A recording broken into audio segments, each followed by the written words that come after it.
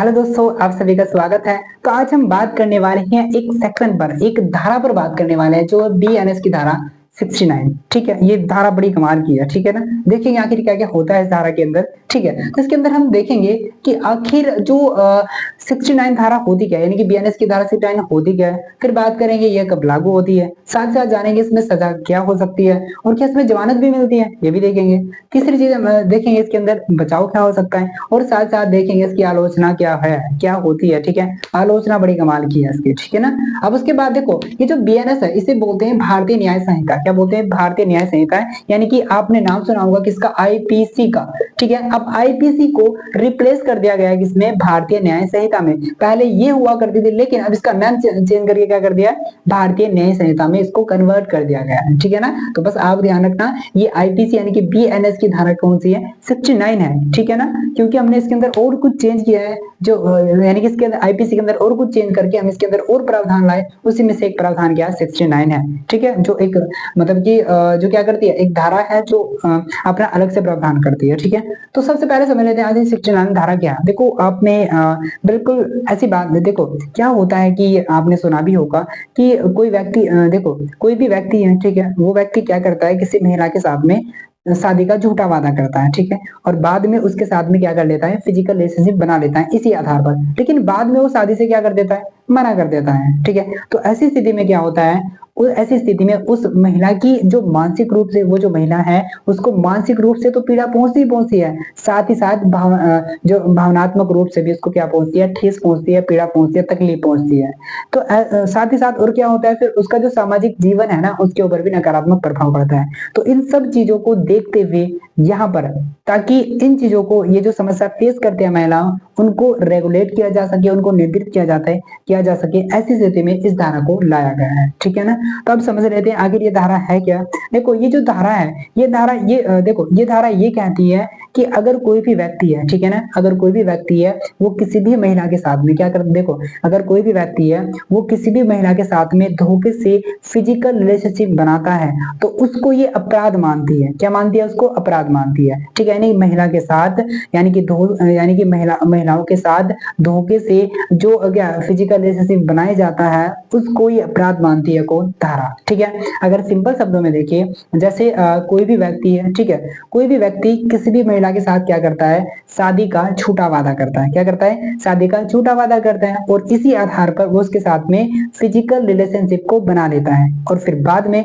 जब शादी करने की बारी आती है तो वो उसको मना कर देता है कि मैं तुमसे शादी नहीं करने वाला हूं। तो ऐसी स्थिति में क्या होता है? इस आधार पर वो जो महिला है वो क्या कर सकती है? उस व्यक्ति के खिलाफ अपना क्या कर सकते हैं? मुकदमा दर्ज करा सकती है और उसके ऊपर कानूनी कार्रवाई करा सकती है। ठीक है ना, ये कहती है कौन?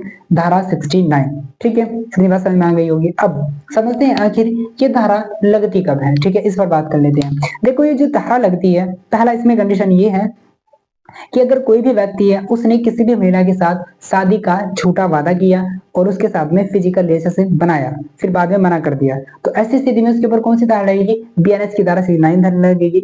और दूसरा जो बात है इसके अंदर, दूसरी बात ये है कि कोई भी मतलब व्यक्ति है वो क्या करता है, जैसे कोई भी व्यक्ति है वो क्या करता है? महिलाओं को एक मतलब कि कहने का मतलब ये है कि उसके साथ वादा करता है कि मैं तुम्हें क्या करूंगा? नौकरी दिलाऊंगा। उसके बेस पर वो उसके साथ में क्या बनाता है? फिजिकल रिलेशनशिप बनाता है और बाद में उसके साथ में धोखा कर लेता है। तो इसको भी अपराध के दायरे में लाती है कौन? धारा 69। तीसरी बात ये है इसके अंदर कि कोई भी व्यक्ति है अगर वो किसी भी महिला के साथ में क्या करता है? मानसिक रूप से, ठीक है, या मानसिक रूप से, या हम बोल सकते हैं शारीरिक रूप से, या उसको धमकाता है और धमका करके उसके ऊपर दबाव बनाता है कि उसके साथ में क्या करे? वो फिजिकल रिलेशनशिप को बनाए, तो तब भी ये धारा उसके ऊपर लागू होती है। ठीक है, और चौथी चीज ये है इसके अंदर, जैसे कुछ लोग ऐसे होते हैं, ठीक है, मतलब कैसे कि मतलब बहुत सारे, मतलब कहने का मतलब ये है कि उसको क्या करके गुमराह करके, ठीक है, वो क्या करे? गुमराह करके उसको बहला फुसला करके उसके साथ में फिजिकल रिलेशन बनाता है, तो तब भी इसको अपराध के दायरे में लाता है। ठीक है ना, क्योंकि उसने क्या किया? उसको गुमराह किया है। ठीक है, उसकी भावनाओं के साथ खेला है। भावनाओं के साथ मतलब कुछ ऐसे लोग होते हैं, कुछ ऐसी महिलाएं होती है जो बहुत ज्यादा क्या होती है? भावुक होती है, बहुत ज्यादा इमोशनली होती है, तो उनका गलत फायदा उठा करके कोई भी व्यक्ति क्या कर सकता है? उनके साथ फिजिकल रिलेशनशिप को बना सकता है, जो कि किसके दायरे में आ जाएगी, 69 के दायरे में, जो एक अपराध माना जाएगा। ठीक है ना। तो मैंने अभी आपको बताया कि ये कब लागू होती है, इन कंडीशन में इसको लागू किया जाता है। ठीक है। अब समझते हैं आखिर सजा क्या हो सकती है, यानी कि अगर कोई भी व्यक्ति इस टाइप का काम करता है, ऐसे इस चीज के अपराध के दायरे में आता है, किसी के साथ शादी का झूठा वादा करता है, ठीक है, और प्लस फिर उससे शादी नहीं करता है, फिजिकल रिलेशनशिप भी बना लेता है, तो फिर उसको क्या सजा हो सकती है। देखो यहाँ पर सजा का जो प्रावधान है वो है 10 साल का। अगर कोई भी ऐसे इस टाइप का कोई भी क्राइम करेगा तो उसको क्या होगी, 10 साल की सजा होगी, प्लस उसके ऊपर क्या होगा फिर, देखो 10 साल की सजा होगी, बट उसको क्या करना होगा, यहाँ पर देखा जाए तो यहाँ पर उसको क्या बोलते हैं, उसको जुर्माना भी यहाँ पर देना पड़ेगा। ठीक है ना। तो प्लस यहाँ पर 10 साल की सजा प्लस जुर्माना भी देना होगा ऐसी स्थिति में। ठीक है। तो ये तो बात हुई सजा की। अब बात समझते हैं कि इसमें जमानत भी मिल जाएगी। देखो ये जो ऐसे केस होते हैं, ठीक है ना, इस टाइप के जो केस माना जाता है, यानी कि किसी भी महिला के साथ धोखे से रिलेशनशिप बनाना, ठीक है ना, ये क्या माना जाता है, एक संघीय अपराध माना जाता है। क्या माना जाता है, एक संघीय अपराध। और एक ये जो संघीय अपराध होते हैं, ये गैर मतलब क्या बोलते हैं इनको, गैर जमानती क्या होते हैं, क्या बोलते हैं इनको, क्या बोलते हैं, हाँ ठीक है ना, यानी क्या बोलते हैं इनको, ये गैर जमानती होते हैं, यानी कि नॉन बेलेबल होते हैं। ठीक है ना। कैसे अपराध होते हैं, नॉन बेलेबल होते हैं, गैर जमानती अपराध होते हैं। ठीक है। अगर किसी भी व्यक्ति को इस अपराध के अंदर या इस धारा के अंदर किसी को अरेस्ट कर लिया गया है, तो गिरफ्तार किया हुआ जो व्यक्ति, उसको बेल मिलना थोड़ा क्या हो जाता है, मुश्किल हो जाता है। ठीक है ना। और यहाँ पर एक बात और है कि अगर यहाँ पर उस महिला के और उस व्यक्ति के बीच में यहाँ पर समझौते की बात भी आती है ना, तो उसको भी थोड़ा मुश्किल हो जाता है। वो क्यों हो जाता है, क्योंकि एक संघीय अपराध माना जाता है। फिर इसको इन्वेस्टिगेट करती है कौन, पुलिस, बहुत अच्छे से। ठीक है ना। तो ये होगा इसकी। तो जमानत की बात करें तो क्या है, मिलना बहुत ज्यादा मुश्किल है। ठीक है। और अगर हम इसके बचाव से पहले समझ लेते हैं आखिर इसकी आलोचना क्यों की जाती है। देखो आलोचना इसकी आधार पर की जाती है क्योंकि इसका मिसयूज भी देखने को मिलता है। मिसयूज देखने को मिलेगा, कैसे मिलेगा, कि कोई व्यक्ति क्या है, निर्दोष है ना, इनोवेशन की क्या, कोई भी व्यक्ति क्या है, निर्दोष हो सकता है, तो इसका मिस यूज करके उस निर्दोष व्यक्ति को क्या किया जाए, उसके ऊपर दोष लगाया जा सकता है। यानी कि क्या है, झूठे आरोप लगाए जा सकते हैं उसके ऊपर, कि जैसे कोई भी महिला है वो बोल देगी, ठीक है, झूठा आरोप लगा देगी कि इसने मेरे साथ ऐसा झूठा वादा किया था, फिजिकल रिलेशन बनाया था, ये सब चीजें क्या कर लेगी, इसको मतलब कि उसके ऊपर आरोप लगा देगी। तो कहीं ना कहीं ये क्या है, कहीं ना कहीं ये इसकी क्या है, आलोचना है कि झूठे आरोप में भी फंसाया जा सकता है किसी भी व्यक्ति को। ठीक है ना। बिल्कुल फंसाया जा सकता है। भाई बोल देगी इसने मेरे झूठा वादा किया था, फिर शादी नहीं की है, ऐसा हो सकता है। बिल्कुल ठीक है। उसके बाद दूसरी, अब समझ लेते हैं इसकी दूसरी आलोचना क्या हो सकती है। देखो दूसरी आलोचना हो सकती है कि इसके थ्रू, यानी कि इसका मिसयूज किया जाता है, यानी कि कभी कभी क्या होता है, जो निजी दुश्मनी होती है, ठीक है, क्या होती है, या बदले की जो भावना होती है, उसको लेकर भी इसका मिसयूज किया जा सकता है। ठीक है ना।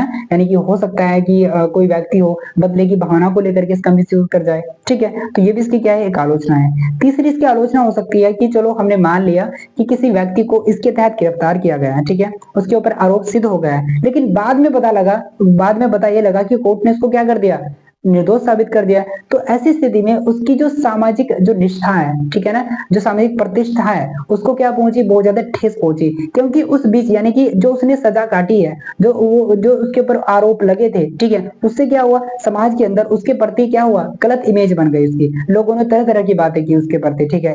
ठीक है। तो वो जो उसकी सामाजिक प्रतिष्ठा है, फिर उसका क्या होगा, जो लोगों ने उसको नेगेटिव सोच लिया है, ये सब चीजें, तो इसको लेकर भी क्या किया जाता है, यहाँ पर आलोचना की जाती है। ठीक है ना। और कभी कभी क्या होता है इसमें, क्या होता है कि जो आरोपी व्यक्ति होता है वो निर्दोष होने के बावजूद भी उसके पास, अपने पास ऐसे एविडेंस नहीं जुटा पाता है जिससे कि वो क्या हो, जिससे कि वो निर्दोष साबित हो जाए। ठीक है। तो ऐसी स्थिति में क्या होता है, जो निर्दोष व्यक्ति है उसको भी सजा मिल जाती है। यानी कि एविडेंस को यहाँ पर ढूंढना, खोजना, ठीक है, अपने पास रखना बहुत ज्यादा क्या हो जाता है, कॉम्प्लिकेटेड हो जाता है। ठीक है। तो अभी मैंने क्या की, इसकी बात, हमने इसकी आलोचना की बात की है। ठीक है। बहुत सारी आलोचना हो सकती है इसकी। ठीक है। अब उसके बाद समझ लेते हैं कि आखिर बचाव क्या हो सकते हैं। देखो बचाव के लिए तो सबसे पहले क्या करें, सबसे पहले करना चाहिए कि जो आरोपी व्यक्ति है ना, मतलब कि मैं उसके लिए बोल रहा हूँ कि कुछ ऐसे लोग होते हैं जो जानबूझ करके इन चीजों को करते हैं। ठीक है ना। जो बिल्कुल वास्तव में उसने अपराध किया, लेकिन कुछ लोग ऐसे होते हैं जो निर्दोष व्यक्ति इसमें फंस जाते हैं। तो ऐसी स्थिति में क्या करना चाहिए, सबसे पहले उसे एक अच्छा सा लॉयर हायर करना चाहिए। ठीक है ना। उसके बाद जल्दी से जल्दी, यानी कि जब वो उस लॉयर को हायर कर लेगा जल्दी जल्दी, ऐसी स्थिति में क्या होगा कि उसके पास टाइम भी बच जाएगा, ठीक है ना। ऐसा नहीं कि थोड़ा लेट करे, जल्दी जल्दी करेगा तो उसके पास टाइम भी बचेगा इसको क्या करने का, अच्छे से मतलब देखने का, अध्ययन करने का। उसके बाद क्या करें, उसके बाद ये होना चाहिए, जो सबसे बड़ी बात ये है कि वो जो आरोपी व्यक्ति है उसको इस टाइप के एविडेंस जुटाने चाहिए, उसको ऐसे एविडेंस उसके पास में उसको इकट्ठा करने चाहिए, जुटाने चाहिए कि जिससे ये प्रूफ हो सके कि उसने उस महिला के साथ में कोई भी इस टाइप का काम नहीं किया है। यानी कि उसके पास में ऐसे एविडेंस हो जो इस बात की पुष्टि करते हैं कि उसने उस महिला के साथ में ना तो फिजिकल रिलेशन बनाया और ना ही उसने उसके साथ शादी का झूठा वादा किया था, ठीक है। अगर उसके पास ऐसे हैं, ठीक है, वो व्हाट्सअप क्या हो सकते हैं, पर्सनल मैसेज हो सकते हैं, ईमेल हो सकता है, ठीक है, बहुत सारी चीजें हो सकती है यहाँ पर, ठीक है, लेकिन बहुत सारी चीजें ऐसी हो सकती है। तो उसके आधार पर अगर उसने ऐसे एविडेंस जुटा लिए हैं, ठीक है, तो उनके बेस पर वो क्या हो सकता है, बच सकता है, अगर उसके पास ऐसे एविडेंस है। ये सबसे बड़ा क्या माना जाता है, बचाव माना जाता है।